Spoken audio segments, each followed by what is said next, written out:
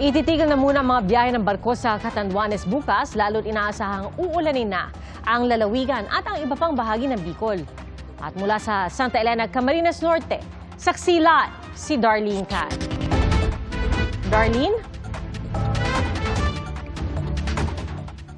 Nagsimula ng umulan ng mahina dito sa bayan ng Santa Elena sa Camarines Norte. Pero nakahanda naman na raw ang local at provincial government para sa pagtama ng bagyong Uwan. Pati yung katabing probinsya ng Quezon ay naka-red alert na rin.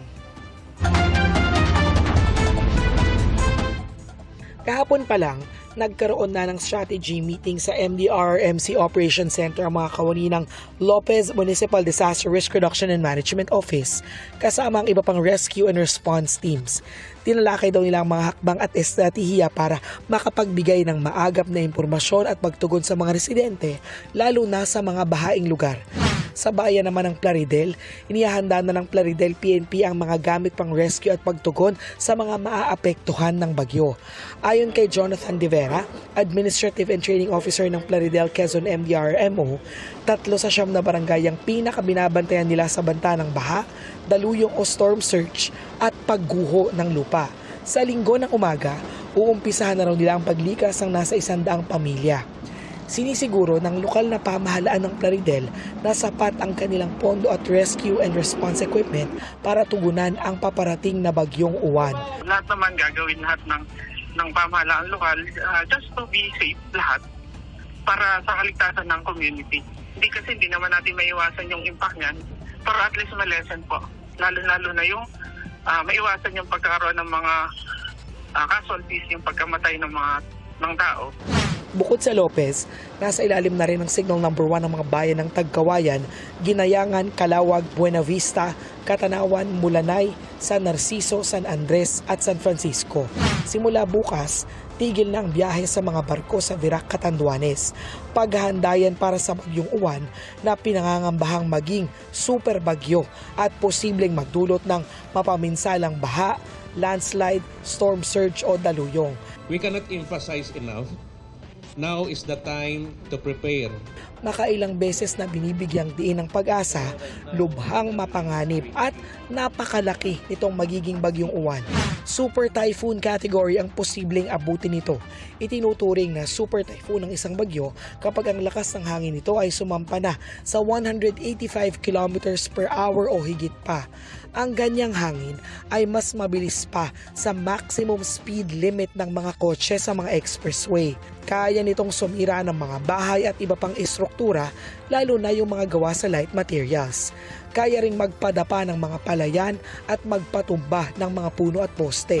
Ayon sa Pag-asa, mahigit 700 kilometers ang radius ng bagyo at nasa 1,500 kilometers ang diametro. Ibig sabihin, kaya nitong sakupin mula Batanes hanggang hilagang bahagi ng Zamboanga.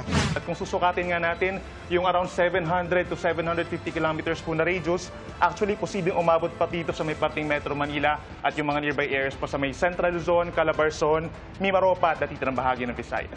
Base sa latest forecast ng Pag-asa, naasahan pa rin na papasok ang bagyong Uwan sa Philippine Area of Responsibility mamayang hating gabi o bukas ng umaga. Linggo ng madaling araw, posibleng umabot na sa super typhoon category sa layong 305 kilometers silangan ng Virac, Catanduanes. Linggo ng hapon naman, halos malapit na ito sa silangang bahagi ng Central at Southern Luzon o 575 kilometers silangan ng Infanta, Quezon. Sa pagitan ng linggo ng gabi at Lunes ng madaling araw, maaaring tumama ito sa kalupaan sa Isabela o Aurora. Pero paalala ng Pag-asa, hindi lang dapat ang dalawang lalawigang ito ang maghanda para sa posibleng landfall.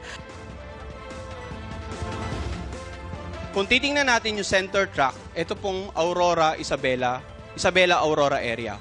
Pero yung sakop ng area of probability, posibleng, is either mas maging maagang landfall, somewhere over the Bicol region, or dito sa may bandang Quezon area, or up to the Isabela, Tugigaraw area. Maaga ring nagtaas ng wind signal ang Pag-asa. Signal number 1 ngayon sa timog silangang bahagi ng Quezon, silangang bahagi ng Romblon, pati sa Camarines Norte, Camarines Sur, Catanduanes, Albay, Sorsogon at Masbate. Gayon din sa Northern Samar, Eastern Samar, Samar, Biliran, Leyte, Southern Leyte, Hilaga at gitnang bahagi ng Cebu, kabilang ang Bantayan at Camotes Islands, pati sa hilagang silangang bahagi ng Bohol, hilagang bahagi ng Negros Occidental, hilagang silangang bahagi ng Capiz, at hilagang silangang bahagi ng Iloilo. Signal number 1 din sa Dinagat Islands at Surigao del Norte. Bukas ng hapon hanggang linggo ng hapon, mahigit 200 mm ang inaasahang ulan sa Camarines Sur, Catanduanes at Albay.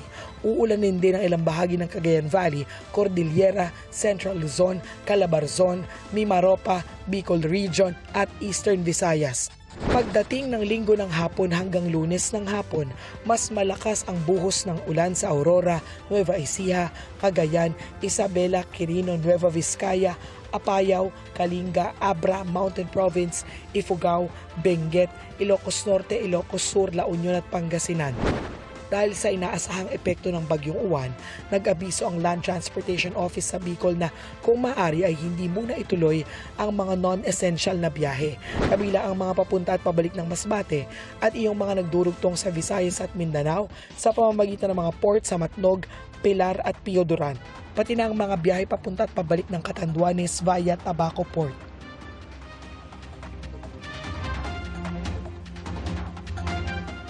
Yan, nagsagawa na ng pre-disaster risk assessment yung probinsya ng Camarines Norte bilang paghahanda para sa bagyo.